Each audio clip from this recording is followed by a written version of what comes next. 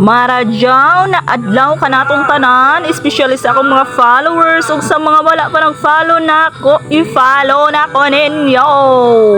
Karon adlaw akong ipakita kaninyo kung unsaon pag-harvest sa among mga humay diri sa probinsya gamit kining usa ka eroplano, guys. So siyempre kay tagaw kaayo si Inday Tinay, di pwede na di siya musakay ana, guys. Karon kay nakasakay naman siya, muhawid na siya ala Spider-Man kay aron dili siya matagak, guys. Maning kamot daya paninguha kay aron jud makatuman ang iyang pangandoy nga makasakay aning usa ka eroplano. Oh, makita man gyud nato kung unsa kaayo ang iyang kinaptan, guys. Mura gyud si Spider-Man.